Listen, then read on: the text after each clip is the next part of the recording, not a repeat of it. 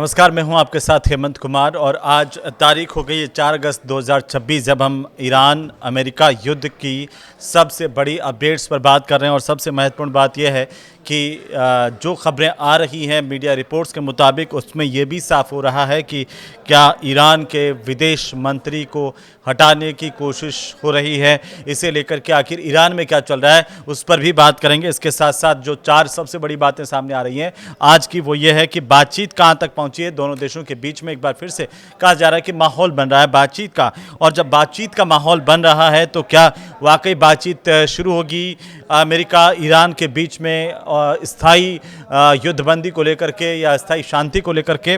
और दूसरी सबसे बड़ी बात है कि इस बीच हूती क्या दावा कर रहे हैं। जो हूती विद्रोही हैं उनके दावे भी अलग अलग सामने आ रहे हैं जो अंतर्राष्ट्रीय मीडिया में चर्चा का विषय बने हुए हैं। इसके साथ यमन सरकार भी कुछ कह रही है, उस पर भी बात करेंगे। वहीं सबसे बड़ी अपडेट यह आ रही है कि अब इतना युद्ध होने के बाद में खबर ये आ रही है कि हॉर्मुज स्ट्रेट पर जो जहाज़ों की आवाजाही है उस पर ईरान का कंट्रोल और ज़्यादा बढ़ने वाला है।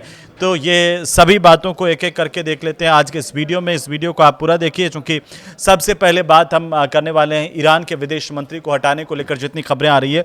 क्या कहा जा रहा है? ये कहा जा रहा है कि ईरान के जो विदेश मंत्री हैं अरागची, उनको हटाने की तैयारी ईरान में हो रही है। और इसके पीछे की वजह क्या वो हम बताएंगे, लेकिन दावा क्या है? दावा यह है कि राष्ट्रपति जो है पज़ेश्कियान, उनकी ताकत कम हो गई है और अब सुप्रीम लीडर के कंट्रोल वाली जो इस्लामिक फोर्स है वो ईरान में ज़्यादा पावरफुल नज़र आ रही है। कहा जा रहा है कि यही इस्लामिक फोर्सेज जो हैं जो सीधे सुप्रीम लीडर को रिपोर्ट करती हैं, उनकी मजबूती, उनके पावरफुल होने की बातें सामने आ रही है। तो अब इससे यह साफ है कि अगली जो बातचीत है वो ईरान की सरकार की तरफ से, राष्ट्रपति की तरफ से नहीं, बल्कि ईरान की इस्लामिक फोर्सेस के हवाले से होंगी। क्या इसे लेकर के चर्चाएं हैं उस पर भी बात करने वाले हैं। लेकिन चूंकि सबसे पहले ईरान के विदेश मंत्री से हम शुरुआत करते हैं क्योंकि कुछ सांसद विदेश मंत्री जो अब्बास अरागची हैं उसको पद से हटाने की तैयारी उनको कर रहे हैं, ऐसा सुर्खियों में आ रहा है। इस तरह से मीडिया रिपोर्ट्स भी हो रही हैं। और ईरान इंटरनेशनल की रिपोर्ट के मुताबिक जो है सीनियर सांसद है वहाँ के ईरान के वो है हुसैन अली हाजी देली गानी, उन्होंने एक बयान दिया। उन्होंने क्या बयान दिया? उन्होंने कहा कि हम अरागची के खिलाफ एक महाअभियोग लाने के लिए सबूत और ज़रूरी दस्तावेजों को जुटा रहे हैं। सही समय पर आने पर ये प्रक्रिया शुरू करेंगे। तो अब क्या ये मान करके चले कि ईरान में विदेश मंत्री अरागची के खिलाफ महाअभियोग प्रस्ताव की तैयारी हो रही है? उनको क्यों हटाया जा रहा है? इससे क्या ईरान को फ़ायदा होगा, क्या नुकसान होगा, इस पर भी बात करने वाले हैं। लेकिन दूसरी तरफ क्या हो रहा है? दूसरी तरफ यह हो रहा है कि ईरान में जो राष्ट्रपति हैं मसूद पज़ेश्कियान, उनके अधिकारों में बड़ी कटौती करने की खबरें भी सामने आ रही है। कहा क्या जा रहा है? कहा यह जा रहा है कि सुप्रीम लीडर मुज्तबा खामेनेई की तरफ से सुरक्षा और विदेश नीति से जुड़े जितने भी अहम मामले हैं उनमें राष्ट्रपति की भूमिका को सीमित कर दिया गया है। राष्ट्रपति के पावर जो हैं वो कंट्रोल हो गए हैं और इसका फ़ायदा होगा, नुकसान होगा, उस पर आगे की बात है। लेकिन फ़िलहाल जो सबसे बड़ी अपडेट है वो ये है, मीडिया रिपोर्ट्स में ये दावा किया गया है कि राष्ट्रीय सुरक्षा हो, चाहे परमाणु कार्यक्रम हो या फिर अमेरिका से बातचीत जैसे बड़े मुद्दे, जैसे मैंने आपको कहा था कि अब इस्लामिक फोर्स यानी IRGC जो है उसके कमांडर जो हैं वो अहमद वाहिदी का अंतिम फैसला होगा। IRGC अभी तक जो बातचीत जिस हवाले से हो रही थी, जिस चैनल से हो रही थी ईरान में, वो अभी तक राष्ट्रपति के हवाले से हो रही थी।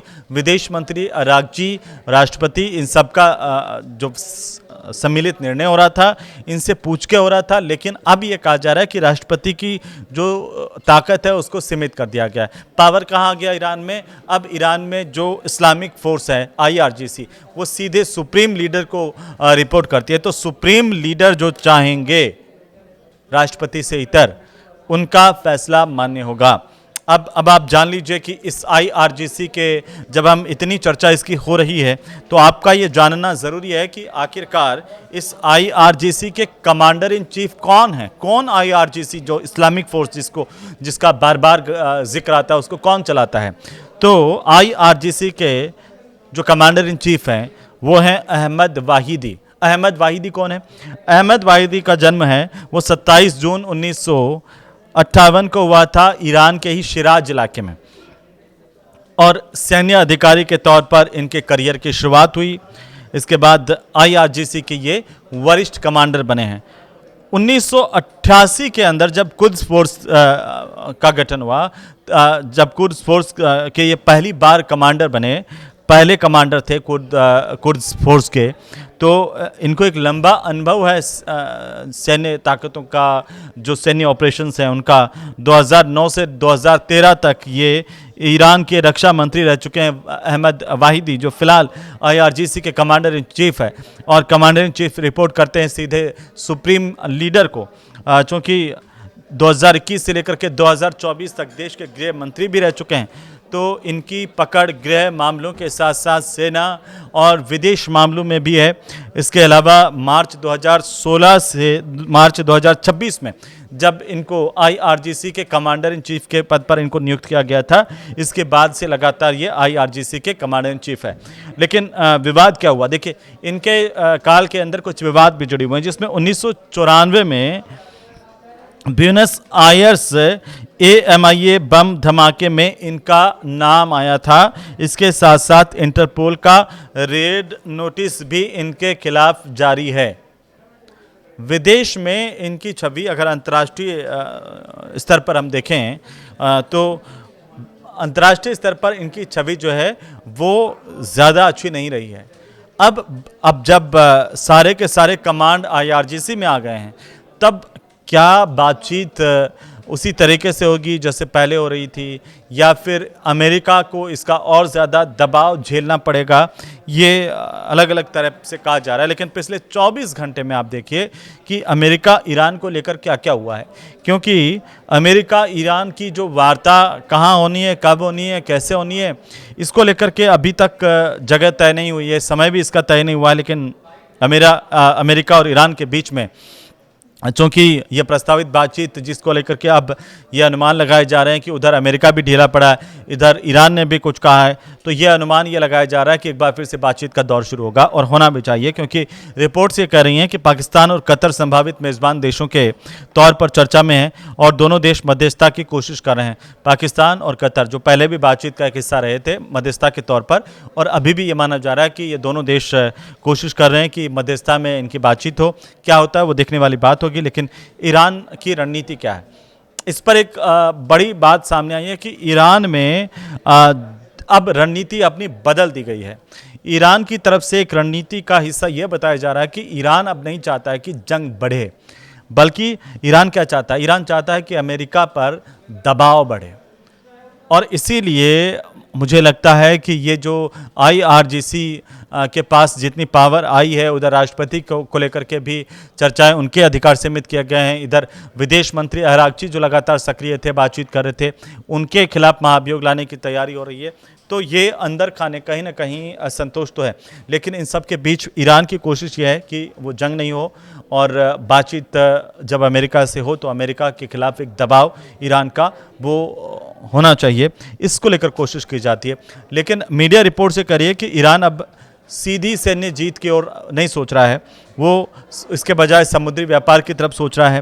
तेल आपूर्ति कैसे सुगम हो, उसको कैसे फ़ायदा हो, उस पर सोच रहा है, और अहम शिपिंग रूट्स पर दबाव बना करके अमेरिका और उसके जितने भी सहयोगी हैं उनकी लागत बढ़ाने की रणनीति अपना रहा है, ताकि उनको ज़्यादा से ज़्यादा नुकसान हो। लेकिन इस बीच ईरान की तरफ से एक बड़ा दावा किया गया है।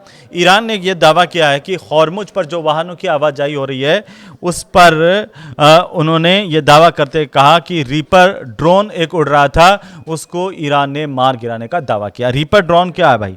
रीपर ड्रोन जो है वो आईआरजीसी की तरफ से ये दावा है कि हॉर्मुज स्ट्रेट के ऊपर MQ MQ-9 का जो रीपर ड्रोन अमेरिका का है ये, और ये वहाँ पर हॉर्मुज स्ट्रेट के ऊपर से जा रहा था, उन्होंने इसे मार गिराया। इस बात का दावा किया गया है, ये कहा जा रहा है कि ये ईरान ने अपने एयर डिफेंस सिस्टम से इसको मार गिराया। हालांकि ये नहीं बताया कि ये ड्रोन किस देश का था, यहाँ पर क्यों उड़ रहा था, लेकिन ईरान ने कह दिया। लेकिन अभी इसके अंदर खाने इस तरह की चर्चाएं कि ये अमेरिका का ड्रोन हो सकता है। हालांकि अमेरिका की तरफ से इसे लेकर कोई सीधा बयान अभी आया नहीं है, लेकिन फिर भी मैं आपको बताऊं कि अब आगे इसमें क्या हो रहा है, क्योंकि जो अमेरिका है वो ईरान पर दबाव बढ़ाने के अलग अलग विकल्प तलाश रहा है। दोनों देश क्या कर रहे हैं, दोनों देश अब लगता है कि जंग से थक चुके हैं। दोनों एक दूसरे पर रणनीतिक तौर पर कैसे दबाव बनाएं, इस पर काम कर रहे हैं। जैसे मैंने बताया था कि अमेरिका अब जो इराक है वो ईरान जो अभी वो चाह रहा था, लेकिन अमेरिका भी यही चाह रहा है, क्योंकि जो अंतर्राष्ट्रीय मीडिया की रिपोर्ट्स हैं उसमें ये कहा गया कि अमेरिकी सेंट्रल कमांड जो है उसने अपने जितने भी सैन्य विश्लेषक हैं उनसे ईरान के ऊपर और ज़्यादा दबाव बढ़ाने के लिए और उसे सज़ा देने के लिए नए सुझाव मांगे हैं कि भाई अब इसको कंट्रोल कैसे करें, क्योंकि जितने भी जो अधिकारी हैं इसे एक असामान्य कदम बताया है। बार बार आप तो देख ही रहे हैं कि कैसे लगातार जो अमेरिका के राष्ट्रपति हैं ट्रंप, उन्होंने बार बार धमकियां दी है। कभी हॉर्मुज को लेकर के धमकी दी है, कभी अलग अलग नेस्ता नाबूद करने के लिए, बड़े हमले करने को लेकर के भी धमकियां दी गई हैं। लेकिन इन सब के बीच एक्सपर्ट्स क्या कह रहे हैं, एक्सपर्ट्स ये कह रहे हैं कि ईरान के जितने भी नागरिक ठिकानों पर अगर हमला हुआ तो लोगों की मुश्किलें बढ़ सकती हैं, क्योंकि अमेरिका जिस तरीके से धमकियां दे रहा है। अब अमेरिकी जो थिंक टैंक्स हैं उनकी तरफ से ये कहा जा रहा है कि अमेरिकी राष्ट्रपति जो डोनाल्ड ट्रंप हैं वो ईरान के नागरिक बुनियादी जो ढांचे पर हमला अगर करते हैं तो भीषण गर्मी में आम लोगों की परेशानी कई गुना बढ़ सकती है। और ये भी कहा जा रहा है कि जैसे बिजली घर हुआ या फिर आपका पानी को मीठा बनाने वाला प्लांट है, अगर इनको टारगेट किया गया तो सबसे ज़्यादा इसका असर पड़ेगा आम आवाम पर, आम जनता पर। आम जनता किसी भी देश की परेशान होती है तो उसका शिकार होती है उसकी सरकार, और अमेरिका अब इसी रणनीति के तहत काम कर रहा है कि जो आम जनता की सहूलियत वाली बुनियादी सुविधाएं उनको नष्ट किया जाए, ताकि किसी सरकार के सामने एक आंतरिक तौर पर दबाव पैदा किया जा सके। ये एक अमेरिका की रणनीति हो सकती है। तो आने वाले दिनों में इस तरह के हमले देखे जा सकते हैं, जहां पर लोगों की सहूलियत वाले जगहों पर हमले किए जा सकते हैं, चाहे वो बिजली घर पे हो, चाहे पानी को मीठा करने वाले संयंत्रों पर हो, ताकि पीने के पानी का संकट आ जाए, बिजली का संकट आ जाए तो एक देश अपने अंदरूनी संकटों से निपटे या बाहरी शत्रुओं से, ये उसको डिसाइड करना पड़ता है, और फिर वो हर मोर्चे पर कमज़ोर होता चला जाता है। ये अमेरिकन्स की पुरानी एक रणनीति रही है जिसको वापस से वो यहाँ पर लागू करते हुए देखे जा सकते हैं, और कोशिश है कि आने वाले दिनों में वो इसे लागू करेंगे। लेकिन हूती क्या कह रहे हैं, सऊदी के नजरीन एयरपोर्ट पर ड्रोन से हमले की बात सामने आ रही है। यमन के जो हूती विद्रोही हैं उनकी तरफ से ये दावा है कि उन्होंने सऊदी अरब के जो दक्षिणी शहर है नजरीन एयरपोर्ट, वहाँ पर एक संवेदनशील जो ठिकाना है उसको ड्रोन से अटैक किया गया। अब आप कहते हैं कि पूरी तरह से हमले रुक गए हैं, आपस की लड़ाई रुक गई है, तो वो अभी संभव होती हुई नज़र आ नहीं रही है। रोज़ाना यहाँ पर अपडेट्स हो रहे हैं। हूतियों की तरफ से एक बयान आया है, उन्होंने ये कहा कि यह हमला जो है वो सऊदी की तरफ से सादा और हज्जा प्रांत के ऊपर ड्रोन उड़ा करके यमन के हवाई क्षेत्र का उल्लंघन करने के जवाब में दिया गया है। अब जवाब में यमन सरकार की तरफ से भी एक दावा है जिसमें उन्होंने ये कहा कि हूतियों की जो बिछाई गई बारूदी सुरंग है वो फट गई है और उससे 4 लोगों की मौत हुई है। यमन सरकार की तरफ से दरअसल पश्चिमी होदे ईदाह प्रांत में एक घातक विस्फोट हुआ, उस पर बयान दिया गया, और इसके लिए ईरान से जुड़े हुए हूती जो विद्रोही हैं उनको यमन सरकार ने जिम्मेदार ठहराया है और कहा कि बारूदी सुरंग में जो विस्फोट हुआ है उसमें एक ही परिवार के 4 लोगों की जान गई है और 6 अन्य लोग घायल हैं। यमन सरकार ने यह आरोप लगाया है कि ये जो बारूदी सुरंग है वो हूती विद्रोहियों ने बिछाई थी, और हूतियों के अंधाधुंध माइंस यहाँ पर बिछाने से ये इलाका बड़े पैमाने पर ख़तरनाक बना हुआ है। लेकिन हॉर्मुज में क्या हो रहा है, क्योंकि हॉर्मुज में जितने भी जहाज है वहाँ पर ईरान का कंट्रोल बढ़ने की बात कही जा रही है। कैसे? क्योंकि ईरान और ओमान के बीच में जो हॉर्मुज स्टेट है वहाँ पर एक अस्थायी समुद्री व्यवस्था पर अब इन दिनों चर्चा चल रही है कि एक अस्थायी व्यवस्था ऐसी डेवलप की जाए ताकि जहाज़ों को कोई तरह की परेशानी ना आए। लेकिन इस योजना के तहत इस स्ट्रेट से आने वाले सभी जो जहाज़ हैं वो ईरान के कंट्रोल में होंगे। ईरान का उन जहाज़ों पर पूरा कंट्रोल होगा। अब आपको मैं बता दूं कि ईरान में विदेश मंत्री अरागची को हटाने की तैयारी की बात हमने शुरुआत में की थी, जहां पर ईरान के कुछ सांसद, मैंने बताया था कि कैसे जो विदेश मंत्री हैं अब्बास अरागची, उनके खिलाफ खड़े हो गए हैं, उनको पद से हटाने की तैयारी कर रहे हैं। और इसे लेकर के बाकायदा एक सांसद ने यह भी कहा था कि हम जो विदेश मंत्री उनके खिलाफ महाभियोग को लेकर के सबूत जुटा रहे हैं, जैसे ये काम पूरा हो जाएगा, सही समय आएगा तो महाभियोग की प्रक्रिया शुरू की जाएगी। लेकिन अब जो हाजी देलीगानी की तरफ से जो वहाँ के सांसद हैं, उन्होंने अमेरिका के साथ युद्ध विराम के दौरान हुई बातचीत को लेकर के सवाल उठाए हैं। तो कुछ सांसदों ने ईरान की सरकार से नाराज़गी प्रकट की है। उन्होंने कहा कि इस समय बातचीत करना गलत था और उनके मुताबिक बातचीत की जो दोबारा शुरुआत है वो ही युद्ध की वजह बन सकती है। कुछ सांसदों का ये मानना है कि ये बातचीत नहीं होनी चाहिए। उन्होंने कहा है कि अगर कोई समझौता ईरान की संप्रभुता से समझौता करता है तो समुद्री इलाके के किसी भी हिस्से पर दूसरे देश का अगर नियंत्रण स्वीकार करता है तो वो संविधान के खिलाफ होगा। लेकिन इसका सीधा सीधा मतलब यह है कि हॉर्मुज पर किसी का नियंत्रण होने देना नहीं चाहते हैं और ईरान में इसे लेकर एक व्यापक जो है वो चर्चा या अंदरूनी आरोप प्रत्यारोपों का दौर भी चल रहा है। इसी बीच खबर है कि हॉर्मुज में एक जहाज पर हमला हुआ और वहां पर एक नाविक अभी भी लापता बताया जा रहा है। आधिकारिक तौर पर हालांकि अभी इसे लेकर कोई अंतर्राष्ट्रीय मीडिया में खबर नहीं आई है, लेकिन हिजबुल्लाह के चीफ ने एक बहुत बड़ी बात कही है। उन्होंने कहा कि ईरान की अमेरिका पर जीत हो गई है। हिजबुल्लाह के जो चीफ है नईम कासिम, उनका बयान बड़ा चर्चाओं में है। उन्होंने ये कहा कि अमेरिका और इसराइल के साथ जब टकराव हुआ तो ईरान की जीत हुई। ये जो जानकारी है वो हिजबुल्लाह के समर्थक अल मयादीन नेटवर्क के हवाले से सामने आई। क्या कहा गया, नईम कासिम ने क्या कहा कि इस्लामिक रिपब्लिकन ऑफ ईरान इस टकराव में जीत हासिल कर चुका है।